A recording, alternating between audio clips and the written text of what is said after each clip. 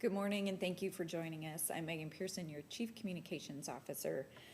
On Friday, the governor made an announcement related to a new tiered structure evaluating California counties and their ability to open local sectors of their economy. This was a substantial change from what we'd seen before and required a lot of investigation to understand how it will impact Kern County. We understand there are a lot of questions, and we're here to help you answer those today. So this morning, our Director of Public Health, Matt Constantine, will discuss where we stand today on the metrics, and our Chief Administrative Officer, Ryan Alsop, will walk through the changes that the governor made on Friday in detail. So with that, I will bring up Matt Constantine, our Director of Public Health.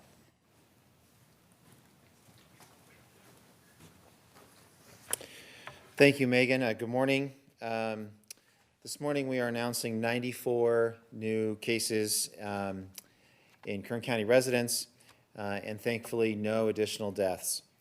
We're going to spend our time talking about the new state metrics and how this impacts businesses, but I want to mention that we are going to talk very thoroughly about our skilled nursing facilities at the board meeting tomorrow morning.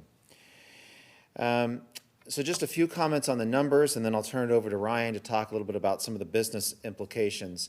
As Megan indicated, the governor made some significant changes to what was previously called the county data monitoring list. They have made some changes now so that previously we were measuring multiple different metrics. Now we are just measuring two metrics: the percent positivity and the case rate, which were two previously measured metrics, but now just those two we are now measuring. Percent positivity will be averaged over 7 days with a 7-day lag, and the case rate now is changing though a little bit, so we're actually tracking the average number of new daily cases averaged over 7 days with a 7-day lag. The state has indicated that they will run this analysis only once a week, every Tuesday. However, we believe we can calculate what today's numbers would be. The percent positivity, we believe, is just over 10%. Again, the state wants us at 8% or below, so that number has come down quite a bit. We're getting much closer to meeting it.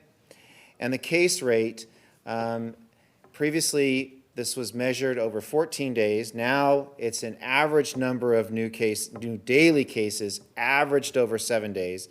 We believe our rate is right around 13.4. So we're still higher than they want us to be, but that number has come down.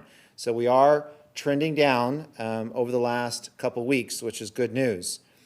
It's important to note that although we are meeting that highest tier, what they now call the purple tier, in order for us to move to the less restrictive tier, which is the red tier or tier 2, we would need to meet those new criteria for 14 consecutive days for both metrics.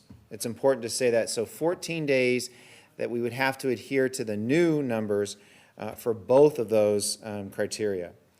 All of this is now clearly on the state's website at covid19.ca.gov. It explains it in a more thorough way, and it is a logical explanation that you can follow along with the different tiers.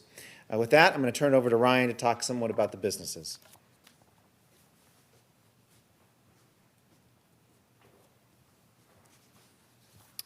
Good morning.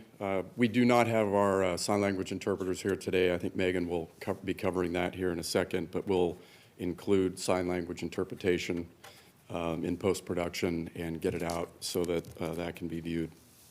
On Friday last week, Governor Newsom announced his administration's new plan and framework for reopening the economy and the state's economy more broadly.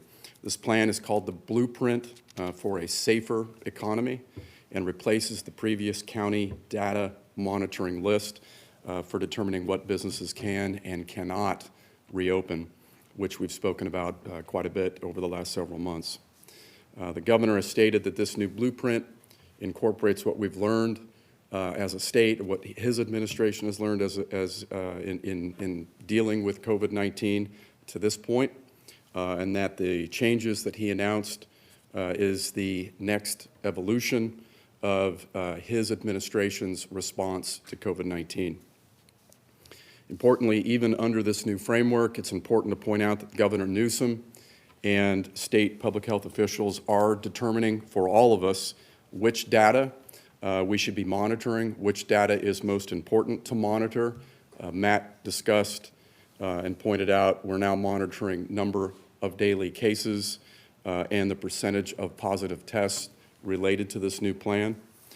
He's also determining which businesses and activities can open and which businesses and activities are to remain closed.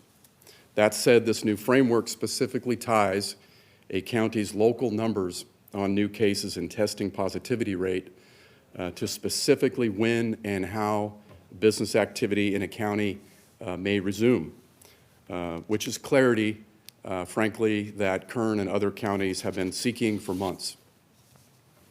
For the first time, Kern County residents, along with the rest of California, have a single online source to look up whether a business or an activity is being allowed where they live. And you can get that information. It's easy to navigate. They've done a good job in getting their website squared away. That's at covid19.ca.gov. Again, if you have any questions about anything that I'm about to talk about, you can get those and follow up at that website, covid19.ca.gov. So while we now have some clarity, and while Kern County businesses have a way to plan for reopening going forward, the changes the governor made last week have made reopening and certainly to more normal levels for most indoor business activities a slow and stringent process. Every county in California has been assigned to one of 4 tiers based on its rate of new cases and positivity. At a minimum, counties must remain in a tier for at least 3 weeks before moving forward into the next tier. The state has said, the governor said Friday, that data will be reviewed weekly by his administration, and tiers will be updated every Tuesday. So on Tuesdays going forward, every Tuesday is when the status of counties in these tiers will be updated. So to move forward, a county must meet the next tier's criteria for a 3-week period. If a county's metrics worsen for 2 consecutive weeks, it will be assigned a more restrictive tier.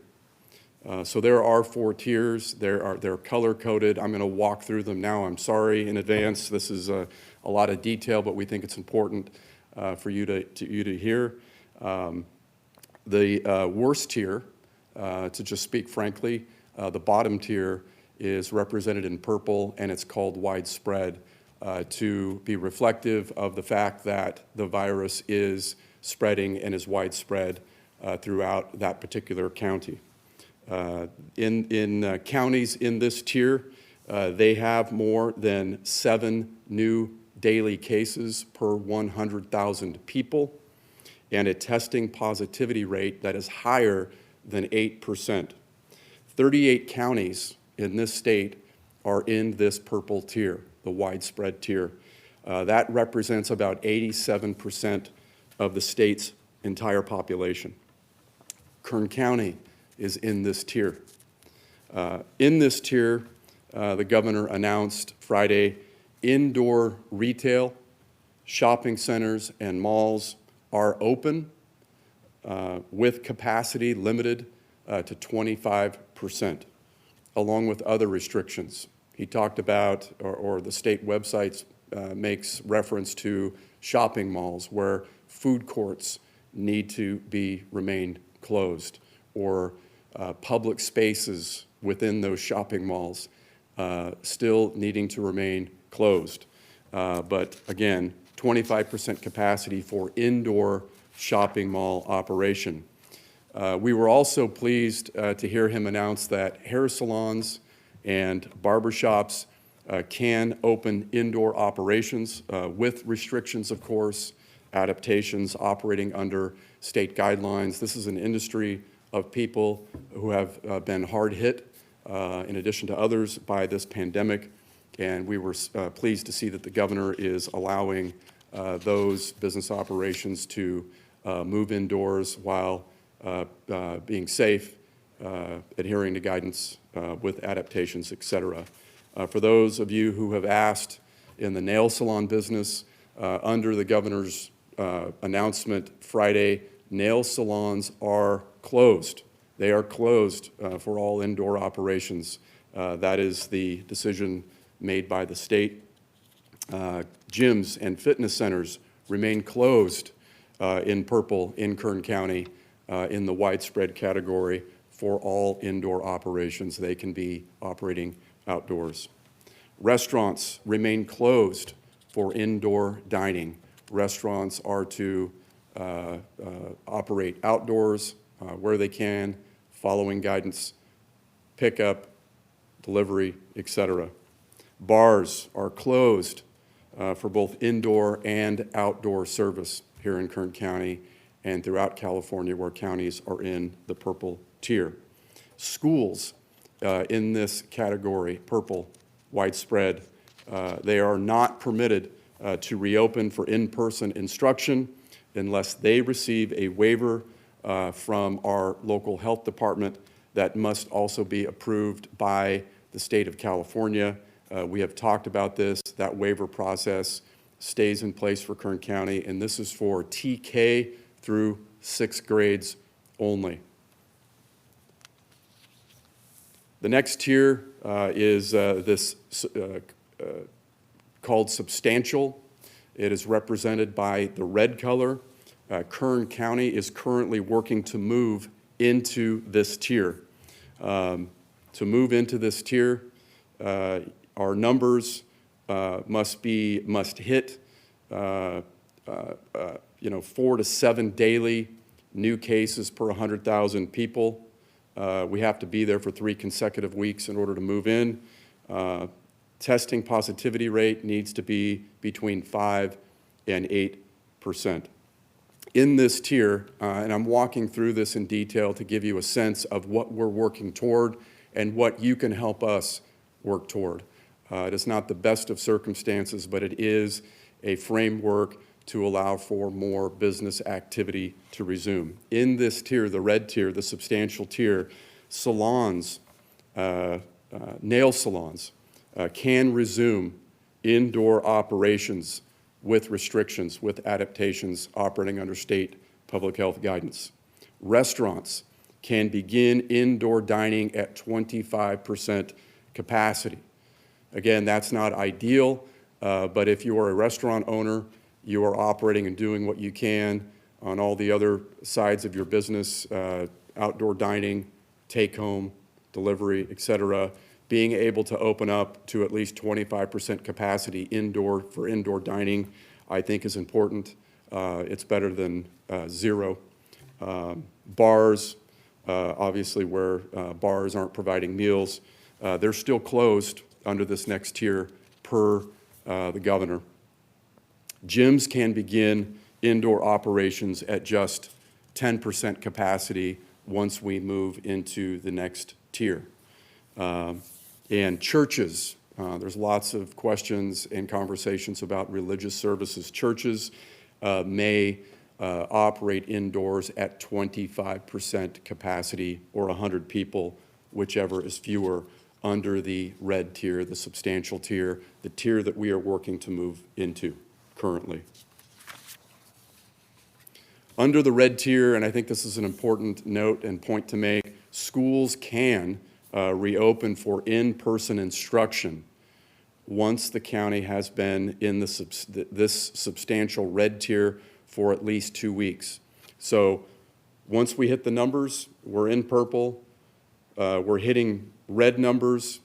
We keep those red numbers for 3 weeks. Once the state officially moves us into that red category, we must stay in that red category, hitting those numbers for an additional 2 weeks. If that is achieved, the state is allowing schools in Kern County to reopen for in-person instruction. That is a bit of good news, and obviously there's a set of guidance that goes along with that schools must be adhering to. Again, you can find all of this information on the state's website. The last 2 tiers, I'm going to hit on them real quick. Once you go through red, you get into the moderate spread identified by the orange color. This allows for even wider opening of indoor operations. Counties in this tier have to be at a 1 to 4 daily new cases per 100,000 people and a 2 to 5% testing positivity rate. Given where we are quite a long ways away from hitting and being able to get into the orange tier, likely months. But nonetheless, it's important to walk through what this tier is. Restaurants in this tier can open indoor dining wider to 50% capacity. Bars not serving food, those bars can open outdoor operations only. Again, currently they're closed down for indoor and outdoor.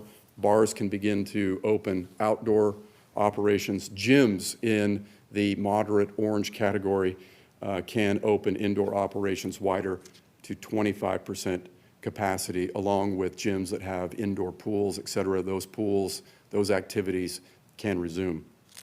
And then finally, minimal yellow, which we are very, very far away from.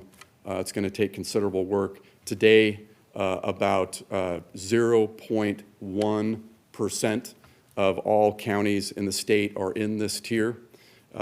You must only have 1 or fewer daily cases, new cases per 100,000 people, and less than 2% testing positivity rate. Even in the minimal yellow tier, which is the best tier that you can be in under the governor's current framework, a restaurant can open indoor dining. They will do so, however, operating under adaptations and restrictions and guidance, given the virus continuing to be here in Kern County. But you can begin reopening indoors for indoor dining. Bars can begin to move indoors and open indoor operations up to 50% capacity. Gyms can begin moving indoors up to 50% capacity with spas and saunas and steam rooms and those things opening in gyms. Family centers, arcades, things like bowling alleys, those sorts of places can open at 50% capacity, and churches, lastly, 50% capacity. I point this out again to emphasize that this framework will be applied in a way that makes reopening slow and stringent. This is the governor emphasized this point on Friday. Even in the minimal yellow category, it is not back to business and business as usual. We are still operating under some fairly strict adaptations and guidelines for all industries. We're continuing to practice all the protocols that people have been put in place to keep employees and the public safe. But even then, it is not a return to normal for industries like bars, gyms, family centers, churches. There are others. It is not a return to normal. And that category, again, minimal yellow category, is far off, and we've got a lot of work to do to get into that category. But nonetheless, it's listed, and the governor has outlined which activities may resume in that category. So again, it's a slow and stringent process. No matter what the tier, operating under adaptations and guidelines, and I do want to say that we could be back and dialed back at any time if we don't meet and sustain meeting the metrics in any one of these tiers. So it's very important that we all together come together to help slow the spread, to do everything that we can, washing hands, distancing, et cetera, to slow this spread down so that we can move into higher tiers. And lastly, there could certainly be future changes for the better or worse by the state. We are getting into fall and flu season. Depending on how this pandemic proceeds, where we are as a state, as a county, all of the governor has said that he could announce changes. Again, those changes could be beneficial. He could come out and announce and add certain reopening activities, ahead of counties moving through tiers. He certainly has that authority to do that, but he could also come out and make some directives and provide some orders that have a detrimental impact on reopening and slow it even further. So I think it's important to say that to everybody. This is the world we're living in currently. Again, the state is calling the shots and managing all of this. Again, questions, you can go to covid19.ca.gov to get details on this. If you're a business owner here, you simply type in Kern County, type in your business, and you not only can see what the status is for your business, how you should be operating, but there is a link to some detailed guidance on how, if you are operating, how you should be, if you are not, and you soon may be, how once you're able, how you should be operating once you're able to, once we hit some elevated tiers. So sorry for all that detail. I know it's a little bit boring, but I think it's important to point out. And with that, we're happy to get into any questions that you might have. Thank you, Ryan. Okay, we'll go through a similar process that we do on Thursdays. I want to remind all of our media outlets, again, that today we're going to keep our questions to this particular subject. I know there are a lot of other questions, and Michelle and I are always available to help you work through those stories. So if you have questions related to this announcement, we're happy to answer those today. Remember, it's *6 to unmute. We'll call your outlet. Please ask your initial question only. And if you have follow-ups, once everybody's had an opportunity to ask their first question, we'll come back in and open it up again. So at the top of the list going down, we have Bakersfield, California, and I believe we have Stacy on the line.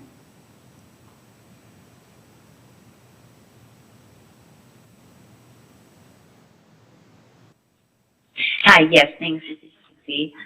I wondered, does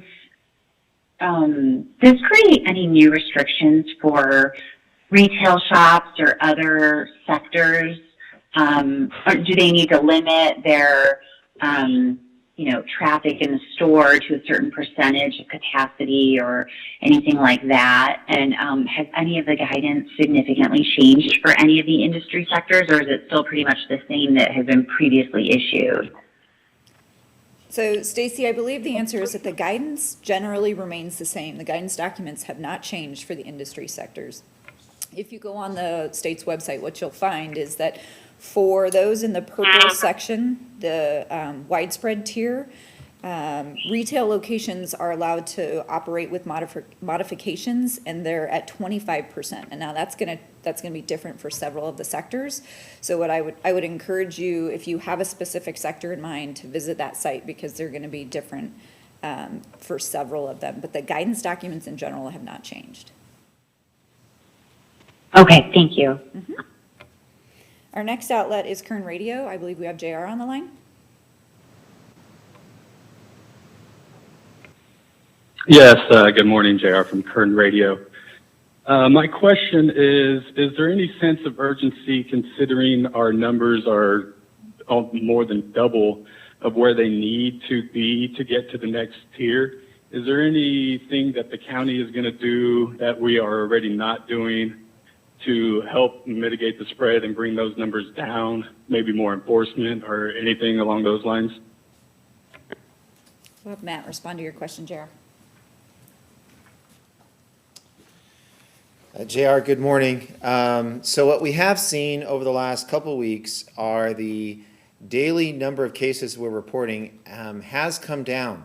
We're hopeful that over a period of time, when the state averages those out, we'll see that average daily case rate continue to decline.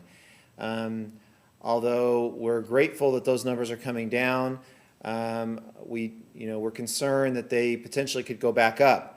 So I think it's important to remember that we need to do everything we can to drive those numbers down. The new state system, though, now puts us in charge of our own destiny, which is good. So our actions, our abilities to bring those numbers down even further will result in other businesses being open. I was talking to a business owner this morning, and they specifically said that they're actually observing more customers coming into the business that aren't wearing masks because the numbers have been lower. But as you just said, JR, I think this is a reminder that we need to continue the effort, because if we can move those numbers down further, that impacts our ability to open up businesses. And it's a good reminder, you're wearing a mask when you go into that business to protect those employees and those other customers.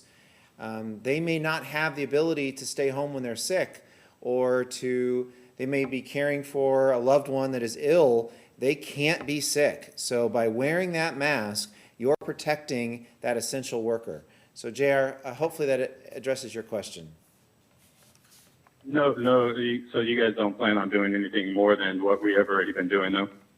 JR, our position remains the same. We're going to continue the efforts, going to continue responding to complaints that we get. We will continue to refer complaints to the strike team through the state, but our efforts remain the same. Okay, thank you.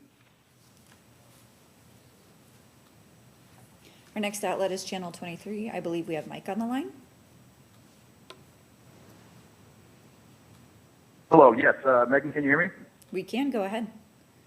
I was just kind of touching, if I could, on the end of JR's question, and I was curious that you had mentioned that the numbers need to improve over that 3-week period. I was curious, if we miss 1 day or 2 days and the number spikes back up but goes back down, do we have to go back to day 1 and start all over again? And I know that some private schools have been in-person learning for about 2 weeks now. Have you gotten any reports of anyone testing positive at any of these schools? Thank you. Mike, we're going to have Matt respond to that. Mike, good morning.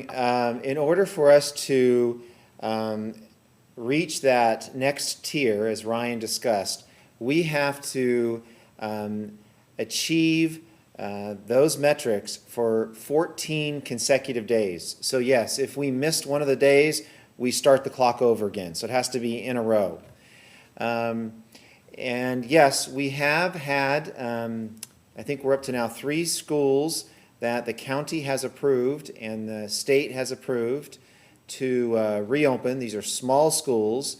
These are very small schools, maybe somewhere between 20 and 50 total enrollment. The protocols that they have put in place that we have approved are significant, and I think will preclude the ability for COVID to be transmitted as long as those procedures are followed. So as we've said before, we do not see that current environment as a risk.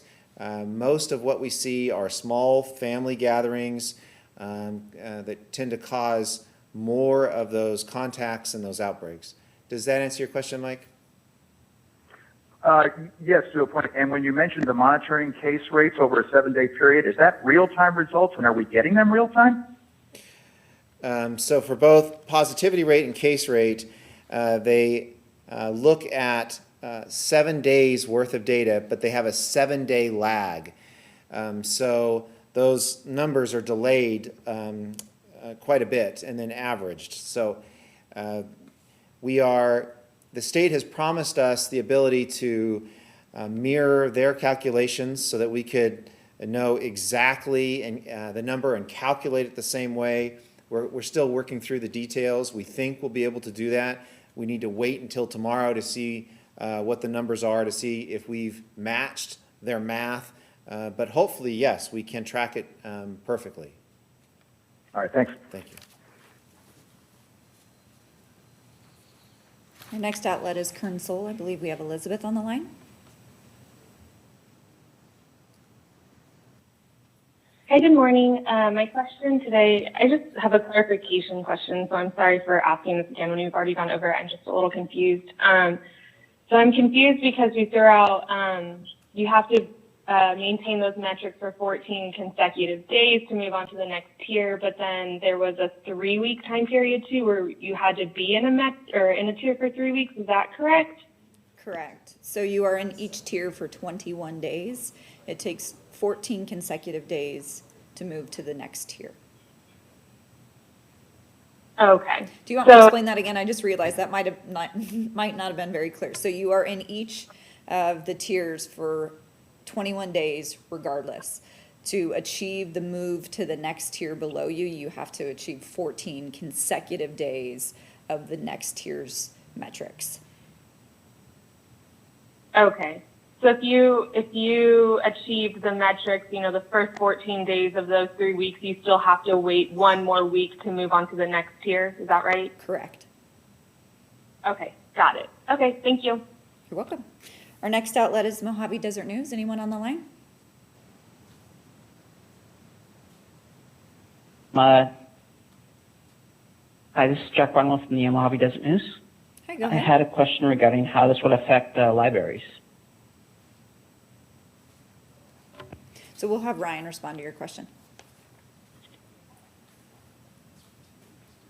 So the governor announced Friday that, in addition to shopping malls and retail establishments, hair salons, barbershops, that libraries can resume indoor activity at 25% capacity.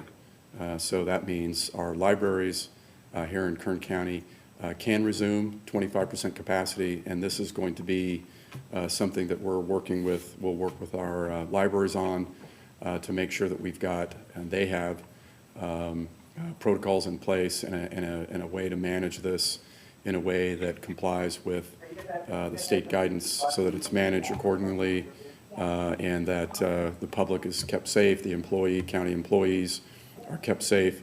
We've got cleaning protocols in place, et cetera. So all of that stuff will be worked through with our library staff. But good news is that the libraries can open at 25 limited capacity going forward under the tier we're currently in. So will a time frame still be developed? I'm sorry, say that again? So a time frame, is it currently being developed, or is it something that you're working on? We're working on those. We're having those discussions now. All right, thank you. Okay, our next outlet, do we have anyone from the Mountain Enterprise on the line?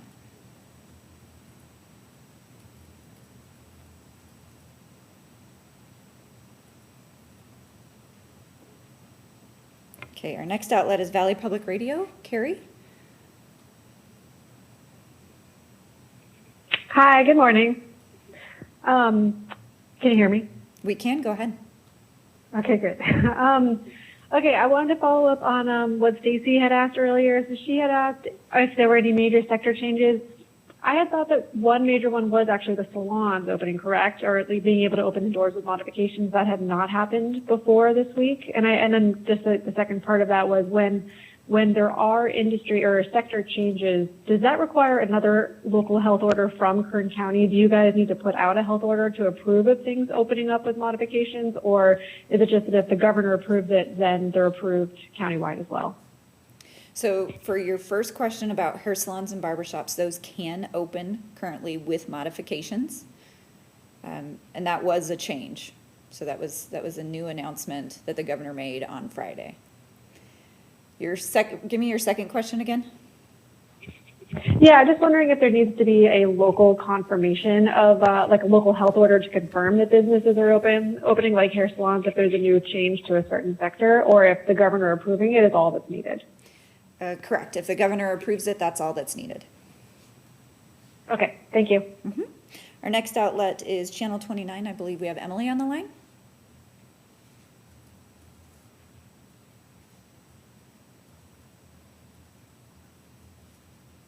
And it's *6 to unmute.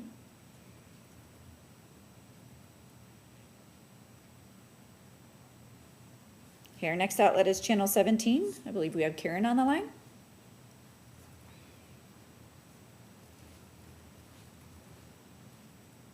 Hi, good morning. Karen here. I was wondering, from a public health standpoint, what is sort of the difference in between hair and nail salons in terms of the ability to spread? I think a few salon owners have been curious why hair salons have a little bit more leniency in the lower tier than nail salons, which are allowed to open in the next red tier. Karen, we're going to have Matt. No, sorry. Thank We're going to you. have Ryan respond to your question. Okay. Karen, we don't know. I don't know how else to say it. We just don't. These are announcements that are coming down from the state. It's their public health team. The governor's making these announcements.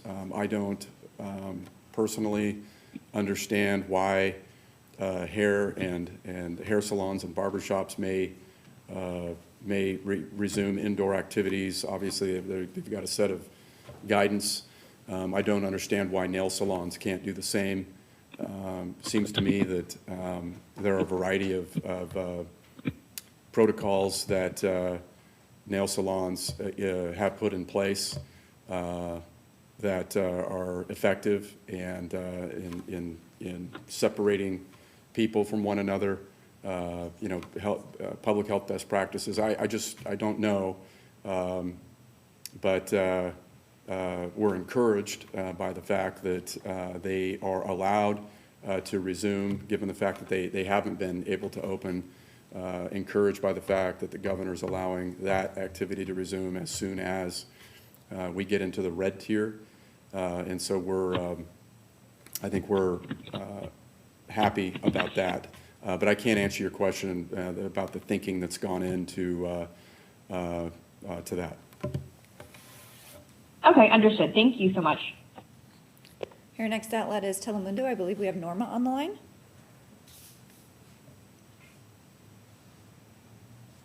Good morning, everyone.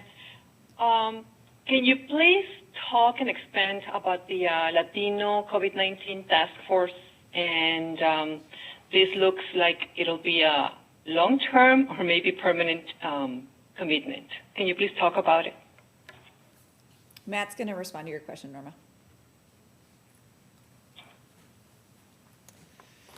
Norma, thank you for asking that question, and I know you've been an integral part. I really appreciate that.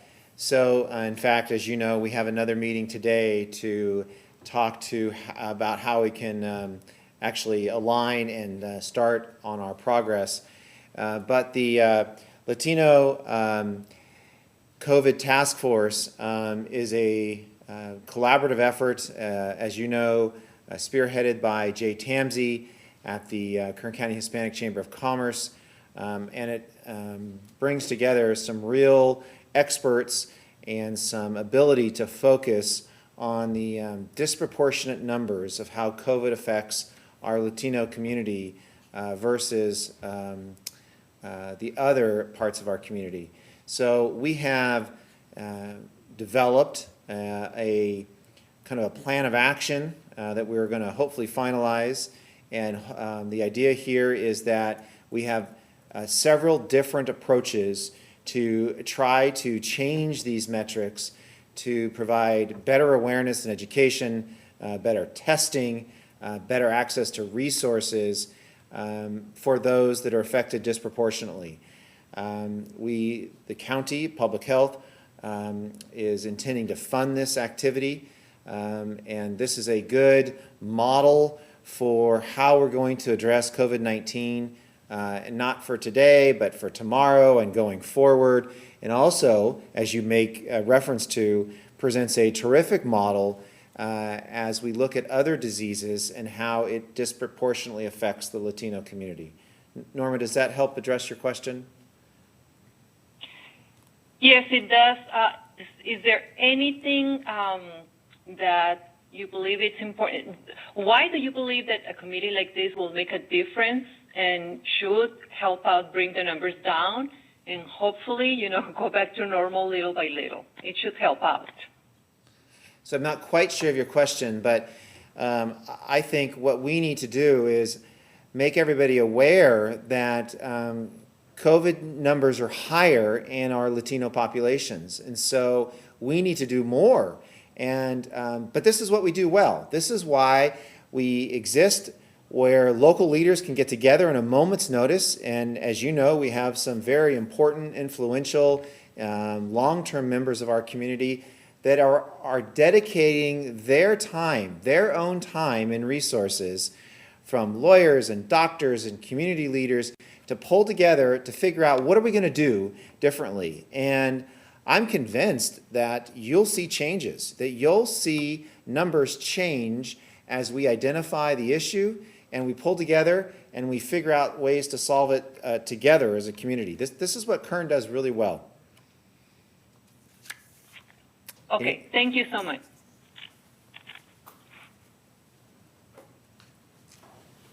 Okay, that was all of our outlets, so I'm going to go back up to the top and just burn through the list one more time to see if you have any follow-up questions. Remember, it's *6 to unmute. So starting at the top of Bakersfield, California. And Stacy, did you have any follow-ups?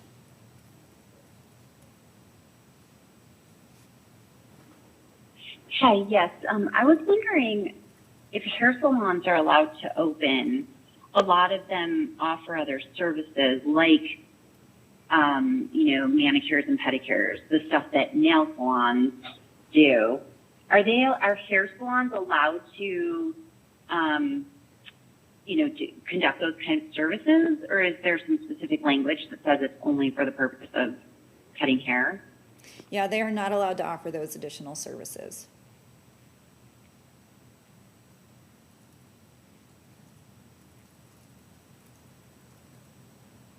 Does that answer your question?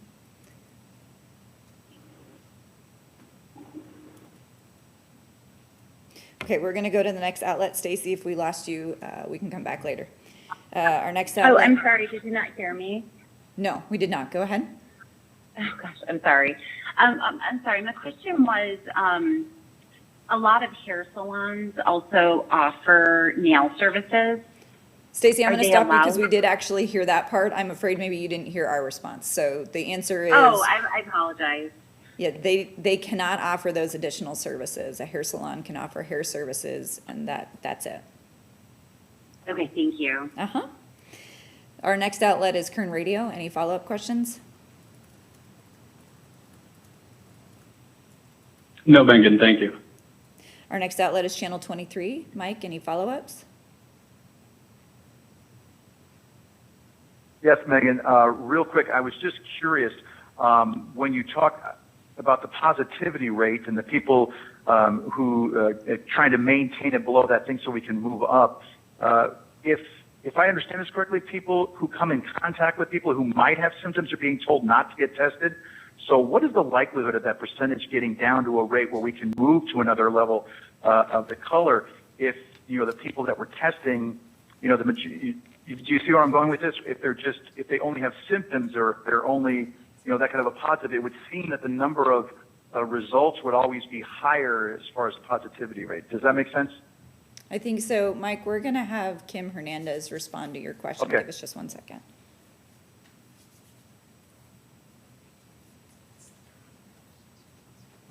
Hi, Mike. Good morning. To clarify, as we discussed last Thursday, currently in California, there are 4 tiers for testing. Currently, testing of persons who have been in close contact with a confirmed case is in Tier 2. So it is still recommended in California that if you have been in close contact within 6 feet for 15 minutes or more of a person who is known to have COVID-19, then you are recommended to talk to your healthcare provider, be assessed, and are likely going to be referred for testing. So we just wanted to make that clear in our community that because testing continues to be widely available in Kern County, we are testing all tiers of people in following the state's testing guidance, so that testing is available for all people, and that there are higher priorities if testing is to become more restrictive or if we have difficulties with testing turnaround time. Currently, that is not the case, so testing is widely available. It is still recommended in California that if you are a close contact to a known COVID-19 case, that you do seek out testing, that even if you choose not to seek out testing, that you do quarantine at home for those 14 days from your last exposure to that positive case. That exists outside of testing as well, that people still need to quarantine and remove themselves from others while they watch for symptoms in case they also come down with COVID. Okay, Kim, thank you for that. And I was just wondering, while I have there, is there any latest on tracking cases in Kern County? And what have you assessed so far? Have you determined any hot spots in the past? And is there any update on the status of releasing ages of the fatalities? So, Mike, let me make sure I can clarify your question because it sounds like there's two parts to it. So the first one is, have we identified any trends as we go through the tracing? And then the second one is, do we have an update on the ability to release ages related to deaths? Did I catch that right? Yes. Okay. We're going to have Kim respond to your questions.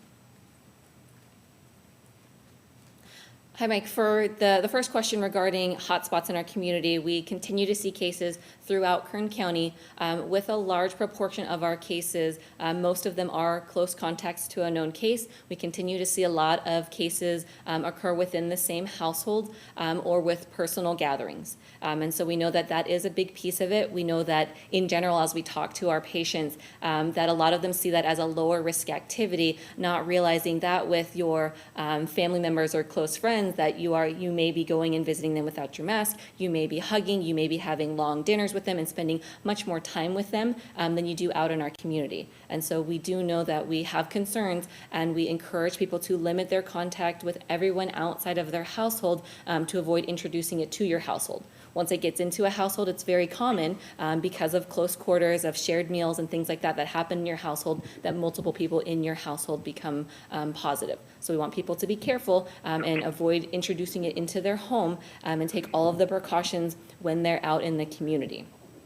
The second question regarding more details about deaths, as you know, the county again is working with the data statistician that is looking into what parameters and in which methods we may be able to release more information regarding deaths in Kern County. We have not received our guidance back yet, so we're continuing to wait for it. And once it is received and reviewed, we will provide information as appropriate as appropriately designated by our statistician. Thank you. All right, Kim, thank you. Okay, our next outlet is Kern Soul. Elizabeth, did you have any follow-up questions? Hi, yes, I have a follow-up question off of Norma's question about the Latino task force. Matt was saying that, they're hoping to see changes with this task force, and once they identify the issue, does public health officials, do they have any guesses or ideas of why Latinos are disproportionately contracting the virus versus other ethnicities and races? So we're going to have Kim respond to that question, Elizabeth. Hang on one second. Hi, Elizabeth. One of the main things to remember in Kern County is that Kern County is more than half Hispanic or Latino, and so that's a large proportion of our community to start with. There are other things that we know, particularly in Hispanic communities, where we tend to have large family sizes, as well as a number of people who intergenerational family sizes, so you may have children and parents and grandparents and larger groups of people. We also know that there are other barriers out there. There's social economic barriers, access to care, that a number of people, many of our communities of color tend to live in our more rural areas and may have limited transportation issues. And so we know there's a number of factors which drive us to want to pay special attention to our Hispanic and Latino population to make sure that we can have as equitable access as possible throughout our community. And so we know that there are a lot of other social and economic factors that play a role, and we always look to those things as how can we work within those parameters to bring access, to bring education, and to enable the same amount of attention to groups that are historically with reduced services. So we want to make sure that we have it as equitable as possible throughout our community, and that we focus in on the needs, and in particular sort of the cultural sensitivities that are around certain communities. So within our Hispanic and Latino community, as well as other communities in our community, we are looking specifically at what their needs are, what they're seeing. We're trying to get feedback from those communities so we can continue to address and support them. Thank you, Kim. Just to clarify, you said larger family sizes is a factor. Are you saying that there's a larger number of people living within the same household? Is that what you're getting at? Yes.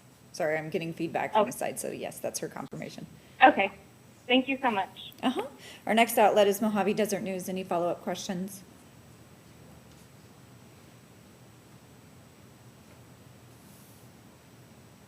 Okay, Carrie with Valley Public Radio. Any follow-up questions? None for me, thanks. Emily with Channel 29.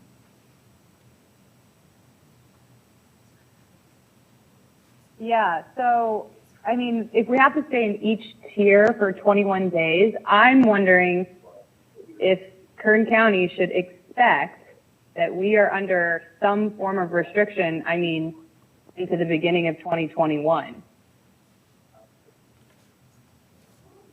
So your question is whether or not we as a county should be prepared to be under Right. one tier or another until 2021. Yeah. We're going to have Ryan respond. Hi, yes. That's to answer your question directly.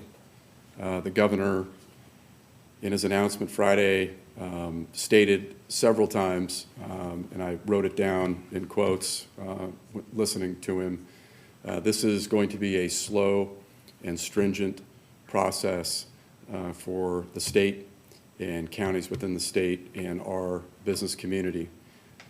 There are some positive things about some of the changes that were made. There are also some concerning things about some of the changes that were made, but this is going to be a slow and stringent process. Again, 87% of the state's population, 38 counties, Kern's one of them, are in the purple tier, which is the lowest tier, testing having the highest number of daily positives and testing positivity rates. The pathway for purple counties to get to minimal or the yellow is quite a long one. And when you throw in, not only do you have to meet the metrics, you have to demonstrate that you're meeting the metrics for, again, this 21-day consecutive day period in order to move into another tier. And when you do the math on that and all of the uncertainties and everything else in between, this is a long journey, likely. Again, I think that the upside is, or not the upside, but it is likely that we could hear changes made as we go on in the weeks and months ahead to the governor's plan, to this particular framework, some changes in it. He could come out with a new framework in a month or two. So I suspect that will happen. It's also quite possible that there could be announcements made that dial us all back a bit or slow things down even more than they currently are relative to getting into the flu season and where we will be with, as a state, with COVID numbers in the weeks and months ahead. So to answer your question, yes, 2021 into 2022 likely. I mean, would there ever be a time where the county would try to push back on the state? Because I mean, I worry that some businesses might just abandon their business if they can't open until January. We'll have Ryan respond. Yeah, look, we've been pushing back on the state one way or the other from the start of this pandemic. The understanding that the pandemic's here, it's spreading, it's not going away. We have continually raised issues with the state. This has been super fluid. There's lots of water under the bridge. Frankly, I've forgotten everything we've been doing, but it's been, this is a daily and weekly situation where we're having interaction with the state. And across a number of areas, there have been pushback, not just by Kern County, but many counties in the state, whether it's for clarity, greater clarity, or providing some more detail on expectations, conversations around metrics or testing, et cetera. All of those have been taking place these past many months. I'm certain they'll continue to take place. Kern is not alone in this. There are many, many other counties that are interacting and engaging with the state. The burden that is on local industry and the business community is significant, severe. They are fighting for their survival. These decisions are quality of life decisions for, in many cases, for these business owners in providing for their own families, the people that work for them, et cetera. This is a very, very tough situation. So we're happy to get, again, the clarity, some additional clarity from the governor Friday about when and how businesses can open and how they might plan to reopen in some way over the next many weeks and months. But it's going to be a slow process. The fact that Kern controls its own destiny here in some ways, unless the governor changes things again, which I've said he could, our numbers here locally across those two criteria that Matt has talked about will inform what tier we're in and what businesses are allowed to get open. I want to move into the red category. All I know is the red category is our goal right now. I want to move into that category as quickly as possible because I know with that move comes a greater opening of economic activity here in Kern. With that move comes getting kids back into school in classroom settings. These are important things that we need to work on as a community. We need everybody's help.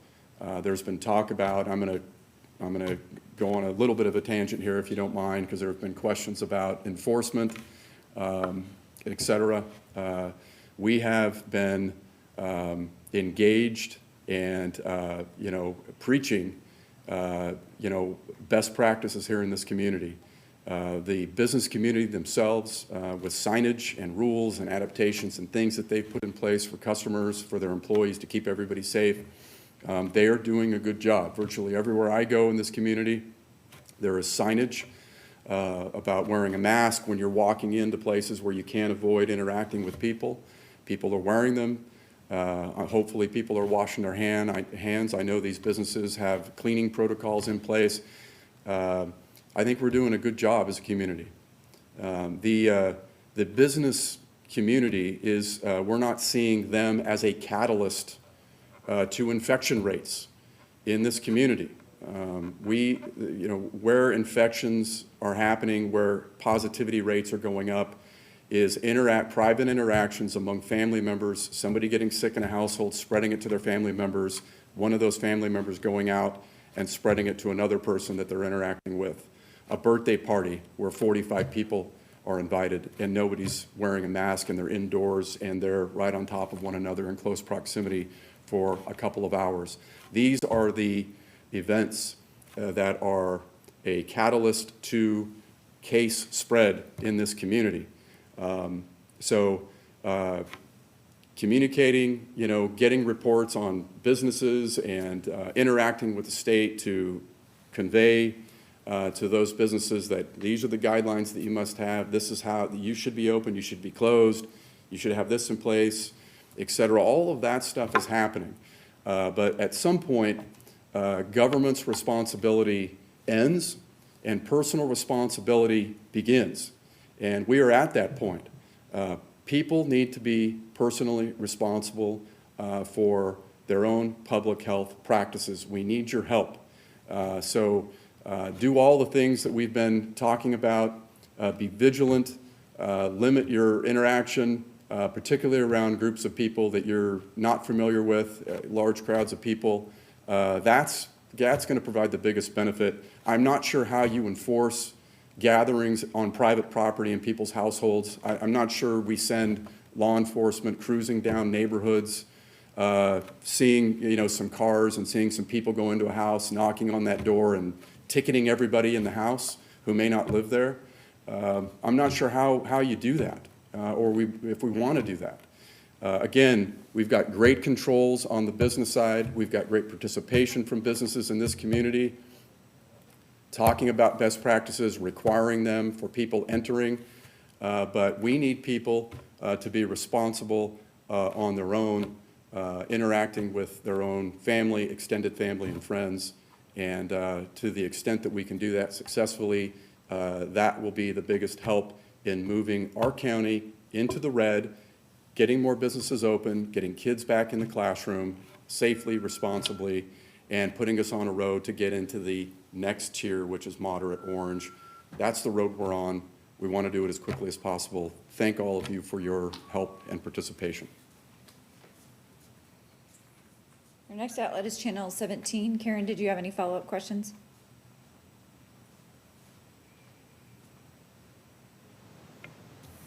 I'm good, thank you. Our last outlet is Telemundo. Norma, did you have any follow-up questions?